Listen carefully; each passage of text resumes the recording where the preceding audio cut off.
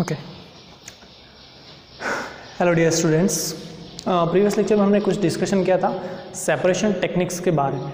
Further आज हम उसी को आगे प्रोसीड करने वाले हैं जो हाफ पार्ट हमारा बाकी था। तो प्रीवियस लेक्चर में हमने 4 मेथड्स देखे थे।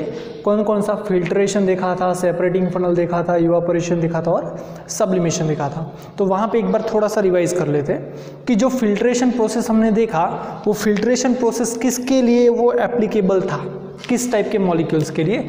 तो जिनकी फिजिकल प्रॉपर्टीज़ में साइज जो है ना, साइज ऑफ पार्टिकल्स का डिफरेंस होता था ना, size of particles are different. तो वहाँ पे हम यूटिलाइज कौन सा करते थे? Filtration process. तो फिल्टर पेपर था, उसके ऊपर जैसे हम चाय बनाते घर पे, टी प्रिपेयर करते तो उसको फिल्टर करते ना, सेम कंडीशन यहाँ पे फिल्ट्रेशन जैसे थी। उसके बाद सेकेंड था सेपरेटिंग फनल। तो सेपरेटिंग फनल में हम क्या बोल रहे थे? To immiscible liquids, to immiscible liquids, उसको हम क्या कर सकते थे? सेपरेट आउट कर सकते थे। इवापोरेशन मेथड, तो जो भी एक वोलेटाइल होगा वो क्या होगा? इवापोरेट हो जाएगा।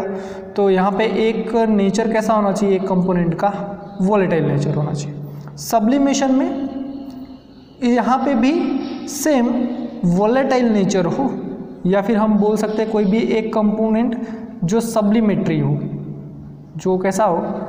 सब्लिमेटरी हो। सब्लिमेटरी मतलब जिसका सब्लिमेशन हो सके, पॉसिबल हो, तो उसे हम सेपरेट आउट कर सकते हैं। जैसे मैंने आपको बोला था कैम्फर के लिए, बाद में कार्बन डाइऑक्साइड के लिए, फिर सेम अमोनियम क्लोराइड है, उसको भी हम सेपरेट आउट कर सकते हैं। आज के लेक्चर में हम ये जो बाकी के बचे हैं पॉइंट्स वो हम डिस्कशन करने वाले हैं। तो उसमें सबसे पहले मैग्नेटिक सेपरेशन। तो यहाँ पे देखो वर्ड क्या दिया हुआ है? Magnetic separation. मतलब जहाँ पे मैग्नेटिक प्रॉपर्टीज़ आए ना, मैग्नेटिक प्रॉपर्टीज़ में डिफरेंस होगा, वो फिजिकल प्रॉपर्टीज़ कौन सी होगी? Magnetic property. उसका डिफरेंस जहाँ पे मिलेगा उसे हम क्या बोलेंगे? उसको सेपरेशन किसके थ्रू करेंगे? हम मैग्नेटिक सेपरेशन के through. For example magnetic separation में the magnetic properties of mixture of components should be different। कहने का मतलब क्या कि अगर कोई दो कंपोनेंट का मिक्सचर है तो उसमें से एक जो है वो कैसा होना चाहिए? मैग्नेटिक होना चाहिए, और दूसरा कैसा होना चाहिए? नॉन मैग्नेटिक होना चाहिए। तो उसे हम सेपरेट आउट कर सकते हैं। ठीक, कैसे सेपरेट करेंगे? फॉर एग्जांपल यहाँ पे हम एक एग्जांपल कंसिडर करते हैं कि सैंड प्लस आयरन फिलिंग्स,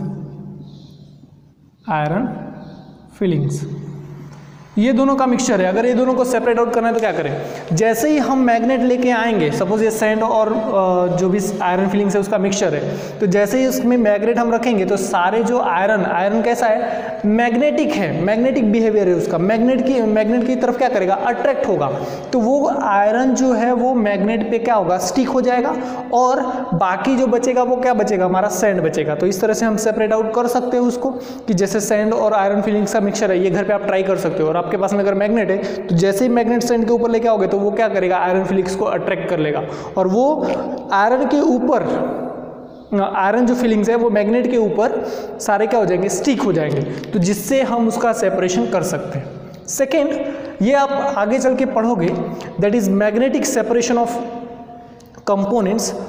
और के अंदर से कोई मेटल ऑब्टेन करना, कोई पर्टिकुलर मेटल्स का एक्सट्रैक्शन जैसे हम बोलते हैं, और मेटलर्जी के अंदर आप ये रीड करोगे तो वहाँ पे क्या होगा? सपोज कोई ओर्स है जो हम अर्थ क्रस्ट से ऑब्टेन करते हैं। ओर्स क्या है? ओर्स कहाँ से मिलता है? That is obtain from the earth crust having different metal oxides, metal carbonates, है ना, नॉन मेटल के ऑक्साइड, नॉन मेटल के कार्बोनेट्स, बहुत सारा मिक्सचर होता है उसमें। तो उसमें से अगर हमें प्योर मेटल को क्या करना है? एक्सट्रैक्ट करना है। जैसे हम बोलते हैं एल्यूमिना ऑब्टेन करना, एल्यूमिनियम ऑब्टेन करना बॉक्साइड से।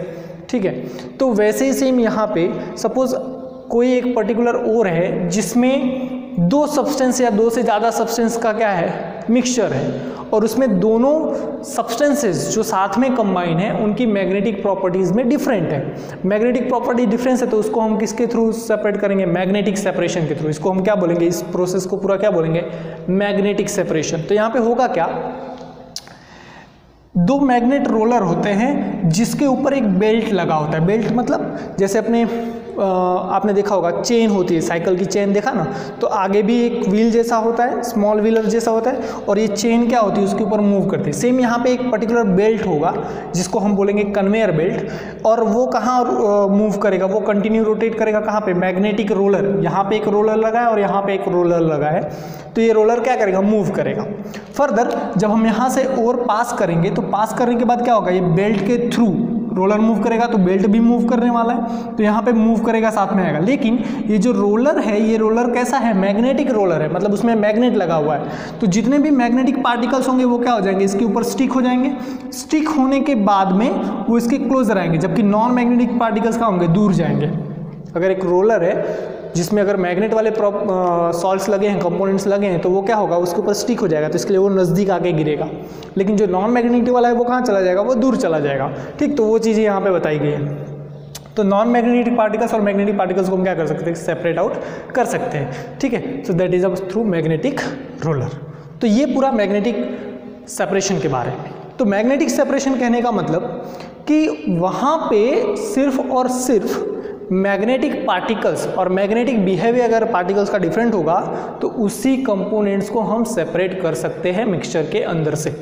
ठीक है, नेक्स्ट वन है क्रिस्टलाइजेशन। अब ये जो क्रिस्टलाइजेशन है ना, ये क्रिस्टलाइजेशन और इवापोरेशन ये दोनों ऑलमोस्ट सेम जैसे हैं, लेकिन कंप्लीटली सेम नहीं है, थोड़ा सा डिफरेंस है। क्या थोड़ा सा डिफरेंस है, इवापोरेशन मेथड में हम क्या करते थे, तो वहाँ पे हमने बोला था कि सी वाटर अगर है, सपोज कोई एक वेसल ले लो, है ना, इसके अंदर सी वाटर रखा है, तो सारे वाटर पार्टिकल्स क्या हो जाएंगे, इवापोरेट्स हो जाएंगे, और यहाँ पे क्या बचेगा, सिर्फ और सिर्फ बचेगा सॉल्ट बचेगा। सी वाटर कैसा होता है, सॉल्टेड वाटर ना, तो वाटर तो वोलेटाइल हो गया, वेपर फॉर्म में कन्वर्ट हो गया, बचेगा सॉल्ट। लेकिन क्रिस्टलाइजेशन का मतलब कि क्रिस्टल फॉर्म करना, ये प्रोसेस कैसा है, पहले इसको हमें जो भी सॉल्यूशन होगा उसको हमें थोड़ा हीट करना पड़ेगा। हीट करने के बाद में वहाँ से हम क्रिस्टल्स फॉर्म कर सकते हैं प्योर कंपोनेंट का। तो नॉर्मली क्रिस्टलाइजेशन को डिफाइन कैसे करेंगे, it is the process of cooling hot concentrated solution and crystal and to obtain crystal of substance is known as crystallization। उसे हम क्या बोलेंगे, क्रिस्टलाइजेशन बोलेंगे। ठीक है, तो ये क्या है separation, that is a separation of pure substance from impure form. कैसे होगा, यहाँ पे प्रोसेस कैसे होगी, कभी कभी कैसा होता है, हम कोई कंपोनेंट्स ऑब्टेन कर रहे हैं, सेपरेट आउट कर रहे हैं, तो उसमें कुछ न कुछ इम्प्यूरिटीज़ रह जाती है। जैसे ये सॉल्ट और NaCl है, ठीक है, सॉल्ट और NaCl सॉल्टेड वाटर, सी वाटर के लिए हम बोल रहे हैं, तो ऐसा तो पॉसिबल है कि वो सी वाटर के अंदर बहुत सारे डस्ट पार्टिकल्स रह जाए, है ना, इनसोल्यूबल मटेरियल्स रह जाए, इनसोल्यूबल पार्टिकल्स रह जाए। तो वहाँ पर हम क्या करेंगे, जब ये सॉल्ट ऑब्टेन होगा तो इसको प्योरीफाई करना पड़ेगा ना, वहाँ पे जो कुछ इम्प्यूरिटीज़ होगी वो इम्प्यूरिटीज़ को सॉल्ट में से रिमूव करेंगे, तभी हमें प्योर NaCl मिलेगा। बाद में फर्दर उसका प्रोसेस हम करेंगे, उसको यूज़ कर सकते हैं। तो यहाँ पे क्या करना पड़ेगा, क्रिस्टलाइजेशन प्रोसेस के उसको हम थ्रू करते हैं, उससे हमें क्या करते हैं, प्योर करते हैं उसको। तो होगा क्या, जो भी सॉल्ट हमें मिलेगा सॉलिड फॉर्म में, उसको पहले हम वाटर के अंदर डिजोल्व कर देंगे। डिजोल्व करेंगे तो कैसे डिजोल्व करेंगे, थोड़ा हीट कर देंगे तो वो अच्छे से डिजोल्व हो जाएगा। डिजोल्व होने के बाद में वहाँ पे कुछ इनसोल्यूबल इम्प्यूरिटीज़ होंगी, है ना, इनसोल्यूबल इम्प्यूरिटीज़ होंगी, जैसे डस्ट पार्टिकल के लिए मैंने बोला, तब क्या करें उसको फर्दर, उसको हम जैसे ही फिल्टर करेंगे तो जो सोल्यूबल होगा, तो सॉल्ट कैसा है, वाटर के अंदर सोल्यूबल है, तो सोल्यूबल होगा तो वो कहाँ जाएगा, फिल्ट्रेट में। हमने ये फिल्ट्रेशन प्रोसेस में देखा था कि फिल्टर करेंगे तो वो फिल्ट्रेट मिलेगा और रेसिड्यू मिलेगा, तो जो रेसिड्यू होगा वो इनसोल्यूबल इंप्योरिटीज़ का बाकी फिल्ट्रेट में आ गया। तो वो फिल्ट्रेट को फर्दर हम बॉयल करेंगे तो वाटर क्या होगा, वेपराइज होगा और प्योर क्रिस्टल वहाँ से क्या मिलेगा, धीरे धीरे धीरे धीरे वो कॉन्सेंट्रेशन बढ़ेगा सॉल्यूशन का, जिसकी वजह से उसको थोड़ी देर तक हम अगर ऐसे ही रख दें तो उसमें छोटे छोटे क्रिस्टल्स, एकदम नाइस क्रिस्टल, नीडल शेप के क्रिस्टल्स फॉर्म हो जाते हैं, है ना। नीडल शेप मतलब जैसे जिस शेप का नीडल आता है वैसा वो क्रिस्टल ऑब्टेन होता है। So that is the process of crystallization. Second thing, आपने कभी कभी ऑब्जर्वेशन किया होगा कि सपोज कोई सब्सटेंस है, ठीक है, कोई सब्सटेंस है जैसे वाइट कलर का कंपोनेंट है, उसको हम एक्सट्रैक्ट कर रहे हैं कहीं से, तो वो हमें वाइट नहीं मिल रहा है, कुछ कलर्ड मिल रहा है, जैसे ब्लैक कलर या फिर brown colour, due to the chemical process वहाँ पे वो कलर उसका चेंज हो गया। तो अब वो कलर को रिमूव करके हमें क्या ऑब्टेन करना है, प्योर कंपोनेंट ऑब्टेन करना है, तो वहाँ पे हम क्या करेंगे, चारकोल आता है, चारकोल मतलब कार्बन है ना, अपने फेस वॉश फेस क्रीम में होता है। तो वो चारकोल ऐड करने के बाद जैसे उसको बॉयल करेंगे ना, तो चारकोल क्या करेगा, वो सारे सब्सटेंस के जो कलर होंगे ना उसको एब्जॉर्ब कर लेगा, उसको अपने अंदर ले लेगा और बाकी जो प्योर होगा उसे क्या करेगा, रिमूव कर देगा। तो सोल्यूबल जितने भी सॉल्ट होंगे वो चले जाएंगे और जो सॉल्यूशन का कलर होगा वो कलर क्या होगा, चारकोल एब्जॉर्ब कर लिया। चारकोल जो है ना वो वाटर में इनसोल्यूबल होता है, या सॉल्वेंट, पर्टिकुलर सॉल्वेंट में वो इनसोल्यूबल होता है। तो जैसे हम फिल्टर करेंगे तो चारकोल कहाँ आ जाएगा, ऊपर आ जाएगा, और जो फिल्ट्रेट नीचे मिलेगा वहाँ पे क्या मिलेगा, हमें जो भी हमारा कंपोनेंट्स होगा उसका प्योर फॉर्म मिलेगा। तो फर्दर उसको हम अगर क्रिस्टलाइजेशन करें, मतलब हीट करेंगे, तो थोड़ा कॉन्सेंट्रेट हो जाएगा सॉल्यूशन, और जो वाटर होगा वो वेपर फॉर्म में कन्वर्ट हो जाएगा, जिसकी हेल्प से हम फर्दर प्योर फॉर्म के क्रिस्टल ऑब्टेन कर सकते हैं। So that is about crystallization process. तो इन शॉर्ट आप बोल सकते हो कि अगर कोई इम्प्योर सब्सटेंस है उसको प्योर में हमें कन्वर्ट करना है तो क्रिस्टलाइजेशन प्रोसेस के थ्रू कर सकते हैं ना, उसकी हेल्प से हम इम्प्योर पार्ट को रिमूव कर सकते हैं। सेकेंड थिंग, अगर कोई सब्सटेंस कलर्ड है उसमें से कलर को रिमूव करना है तो हम चारकोल की हेल्प से कर सकते हैं, लेकिन वहाँ पे भी हमें क्या करना पड़ेगा, पर्टिकुलर सॉल्वेंट की रिक्वायरमेंट होगी और क्रिस्टलाइजेशन प्रोसेस के थ्रू कर सकते हैं। सेकेंड वन है fractional distillation and fractional distillation. अब ये जो डिस्टिलेशन और फ्रैक्शनल डिस्टिलेशन है ना, ये दोनों ऑलमोस्ट एक दूसरे से रिलेटेड है। तो डिस्टिलेशन प्रोसेस यूटिलाइज कहाँ पे होगा, सपोज जितने भी केमिकल इंडस्ट्री है ना वहाँ पे जो भी कंपोनेंट्स फॉर्म करते हैं, जैसे कुछ सॉल्यूशन हम इक्वेशंस देखते हैं, केमिकल इक्वेशंस, तो केमिकल रिएक्शन के अंदर क्या होगा, बहुत सारे प्रोडक्ट मिलते हैं, है ना। तो बहुत सारे प्रोडक्ट मिलते हैं, तो उसमें से सेपरेशन के लिए हमें कुछ न कुछ प्रोसेस रिक्वायरमेंट होती है, तो वही सारे प्रोसेस यहाँ पे हम डिस्कशन कर रहे हैं। तो डिस्टिलेशन प्रोसेस में होगा क्या, डिस्टिलेशन प्रोसेस में फिजिकल प्रॉपर्टीज़ का वेरिएशन आना चाहिए, तभी हम सेपरेशन कर सकते हैं कंपोनेंट्स का। अगर फिजिकल प्रॉपर्टीज़ अलग अलग होगा तभी हम उसका सेपरेशन कर सकते हैं, अगर फिजिकल प्रॉपर्टी सेम होगा तो that is be not possible. तो डिस्टिलेशन के केस में क्या डिफरेंस होना चाहिए, that should be difference in boiling point, है ना।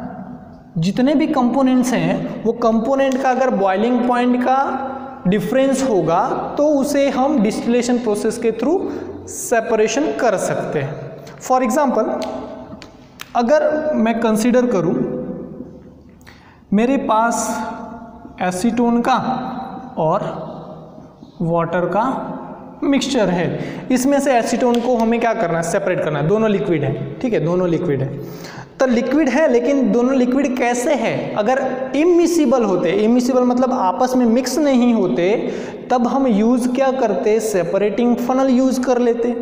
लेकिन ये दोनों मिसिबल है, मिसिबल मतलब आपस में मिक्स हो गए, पूरा एकदम एक अच्छे से मिक्स हो गए, तो यहाँ पे हमें डिस्टिलेशन प्रोसेस अप्लाई करना पड़ेगा। तो डिस्टिलेशन प्रोसेस में होगा क्या, distillation process is used for those components which have different boiling point, जिसका बॉइलिंग पॉइंट क्या हो, अलग अलग हो। तो जो एसीटोन है वो एसीटोन का यहाँ पे बॉइलिंग पॉइंट नियर अबाउट होता है 56 डिग्री सेल्सियस, और जो वाटर है वो वाटर का होता है 100 डिग्री सेल्सियस जितना, ठीक है। तो इसमें बॉइलिंग पॉइंट का डिफरेंस देखना मिल रहा है। तो यहाँ पे होगा क्या, फटाफट देखो, पूरा ये डायग्राम बनाया हुआ है। तो यहाँ पे पर्टिकुलर स्टैंड रखा है, स्टैंड के ऊपर वायर गॉस रखना पड़ेगा, उसके ऊपर हमें फ्लास्क रखना है। फ्लास्क में के अंदर क्या होगा, सपोज एसीटोन और वाटर का क्या है, मिक्सचर है। फर्दर ये पूरा कंडेंसर है। कंडेंसर में होता क्या है, कंडेंसर ये पूरा इंस्ट्रूमेंट जो है यहाँ से जो रेड कलर में आपको दिख रहा है यहाँ से ये पूरा वो कंडेंसर बोलते हैं। कंडेंसर में होगा क्या, एक पूरा ऐसे सेटअप होगा जहाँ पे ऊपर ये ओपन पार्ट होता है और बीच में से यहाँ से एक पाइप लगी होती है और इसके बाहर एक एक्सटर्नल पाइप जॉइंट होती है जहाँ से एक साइड से वाटर इनलेट होगा, वाटर आएगा और दूसरी साइड से वाटर क्या होगा, बाहर जाएगा कूलिंग प्रोसेस के लिए। मतलब कोल्ड वाटर यहाँ से अंदर आएगा और यहाँ से बाहर होगा, एक साइड से आएगा, मतलब सर्कल स्फेरिकल फॉर्म में होता है। बाद में यहाँ पे कलेक्शन है। फिर इसके ऊपर एक छोटा सा जैसे टेस्ट ट्यूब आता है ना, वैसे टेस्ट ट्यूब के फॉर्म में क्यूबिट लगा होता है। क्यूबिट कैसा होता है, that is cuvette like this, ऐसा होता है, ठीक है, ऐसा कुछ क्यूबिट होता है। वो क्यूबिट के अंदर सॉल्यूशन रखते हैं, या तो कॉन्सेंट्रेटेड H2SO4 रखते हैं या फिर अपने जो थर्मोमीटर के लिए जिसका बॉइलिंग पॉइंट ज़्यादा हो, ऐसे लिक्विड जिसका बॉइलिंग पॉइंट ज़्यादा हो, तो नॉर्मली वहाँ पे पैराफिन ऑयल रखते हैं। पैराफिन वैक्स आता है ना, वैक्स मतलब मोम, वो रखते हैं। तो वो ऑयल रखने से क्या होता है कि जैसे जैसे टेम्परेचर बढ़ेगा तो यहाँ से जो लिक्विड है वो लिक्विड क्या फॉर्म होगा, वेपर फॉर्म में कन्वर्ट होगा। वेपर फॉर्म में कन्वर्ट होगा जिसकी वजह से ये टेस्ट ट्यूब या क्यूवेट जो बोल रहे हैं हम वो हीट होगी। तो यहाँ पे थर्मोमीटर रखा है, थर्मोमीटर से क्या होगा, टेम्परेचर बढ़ेगा। टेम्परेचर जैसे जैसे बढ़ेगा वैसे से हमें पता चलेगा कि टेम्परेचर कितना इंक्रीज हुआ। तो वो temperature near about 56 degree Celsius जो लोवेस्ट होगा ना, वहाँ पे जाके वो स्टॉप हो जाएगा। क्यों, क्योंकि वो तभी तक हीट होगा जब तक वही लिक्विड यहाँ से कहाँ जाने वाला है, ऊपर जाने वाला है। मतलब सबसे पहले यहाँ से वेपर फॉर्म में कौन कन्वर्ट होगा, वेपराइज कौन होगा, तो जिसका बॉइलिंग पॉइंट क्या है, कम है। तो ये जैसे जैसे वेपराइज होगा, वेपराइज धीरे धीरे होगा तो वैसे वैसे इसका टेम्परेचर बढ़ेगा।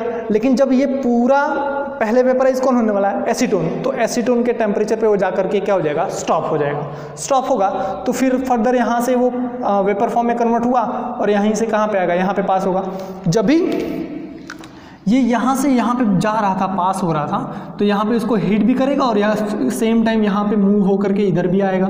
तो यहाँ पे आने के बाद तो इसका टेम्परेचर हाई होगा ना वेपर का, लेकिन जैसे ही हम वाटर पास कर रहे हैं तो ये क्या होगा, इसका टेम्परेचर क्या होगा, डाउन हो जाएगा। डाउन हो जाएगा तो वो कहाँ कन्वर्ट हो जाएगा, लिक्विड फॉर्म में कन्वर्ट हो जाएगा और फर्दर उसको हम क्या कर सकते हैं, कलेक्ट कर सकते हैं।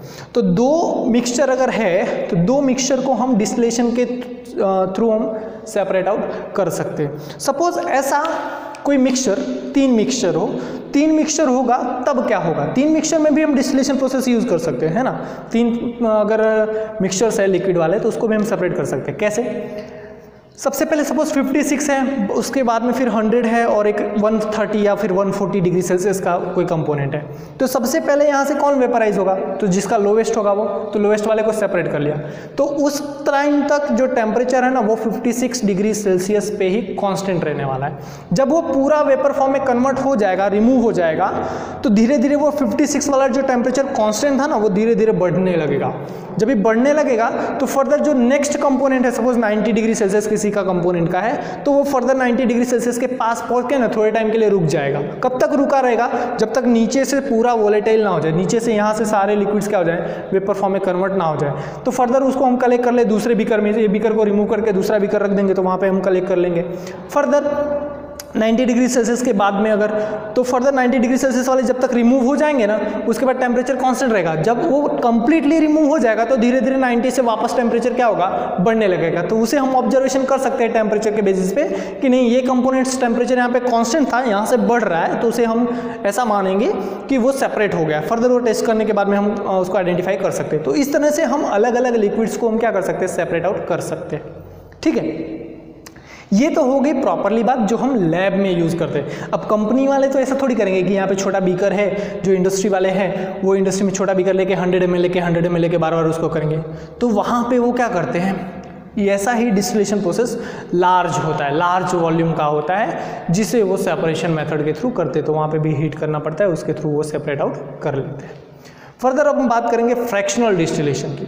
तो फ्रैक्शनल डिस्टिलेशन का डायग्राम और डिस्टिलेशन का डायग्राम में ज़्यादा कुछ डिफरेंस नहीं है, प्रोसेस में भी ज़्यादा डिफरेंस नहीं है। सिर्फ थोड़ा सा यहाँ पे डिफरेंस है कि यहाँ पे जो फ्रैक्शनेटिंग कॉलम है उसके अंदर कुछ कंपाउंड्स ऐड कर दिया है। अभी आप देखो यहाँ पे कुछ कंपाउंड्स ऐड किया हुआ है ना, ये बीच में कुछ रखा हुआ है स्टोन टाइप में।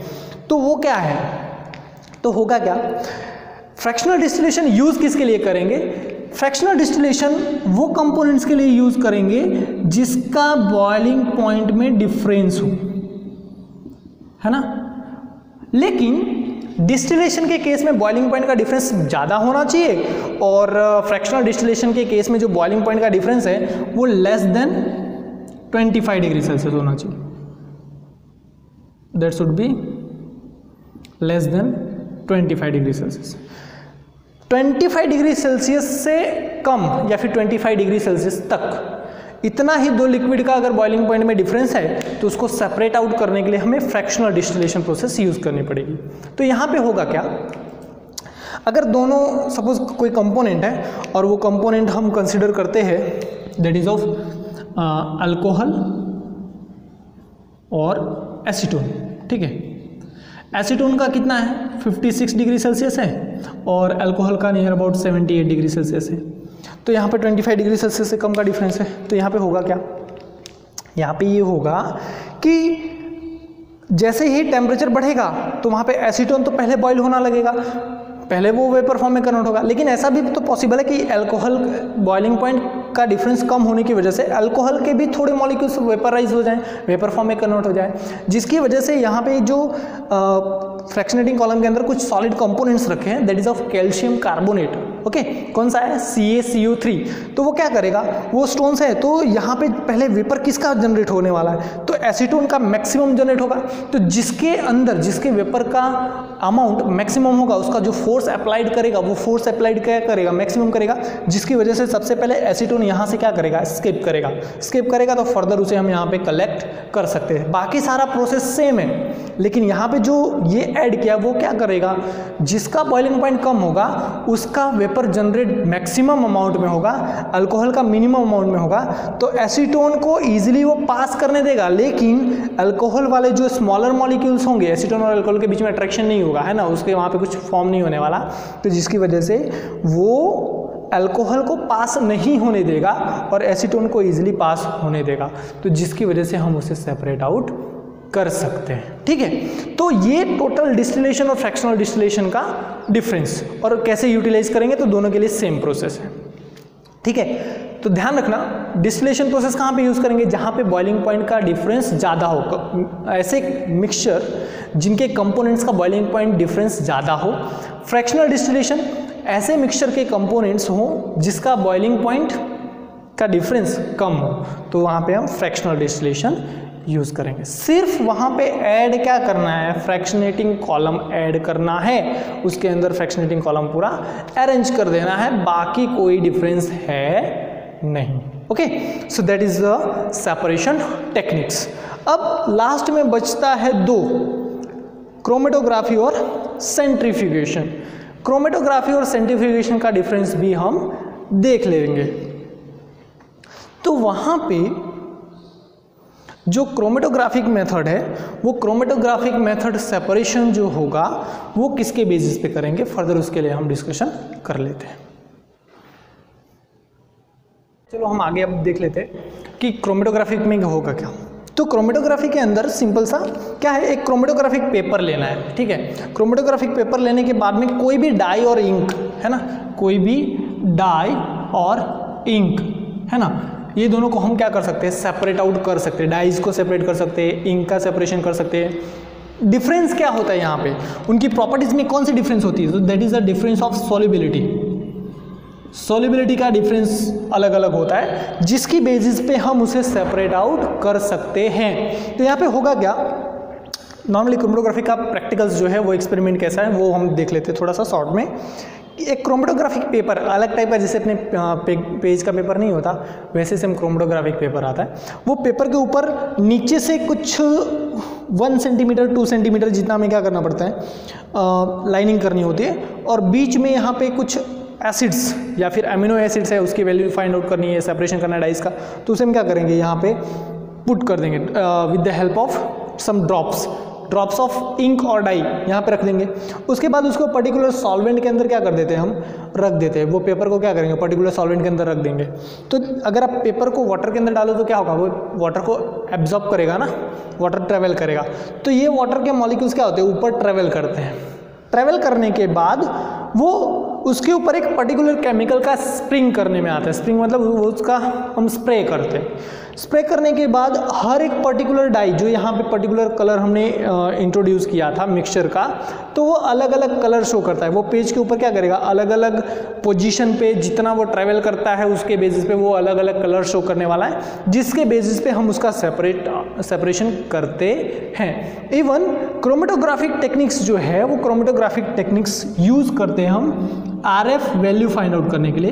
RF वैल्यू आप ऐसा बोल सकते हो कि एक्टिविटी ऑफ एमिनो एसिड्स, आपने पढ़ा हुआ है प्रोटीन्स के अंदर एमिनो एसिड्स होते हैं, तो उसका फाइंड आउट करने के लिए, उसकी वैल्यू फाइंड आउट करने के लिए हम क्रोमेटोग्राफिक टेक्निक को यूटिलाइज करते हैं। ठीक है, लास्ट वन है सेंट्रीफ्यूगेशन। अब ये सेंट्रीफ्यूगेशन क्या होता है? सेंट्रीफ्यूगेशन जो है ना, that is used for separation of suspended particles, है ना, सस्पेंडेड पार्टिकल्स,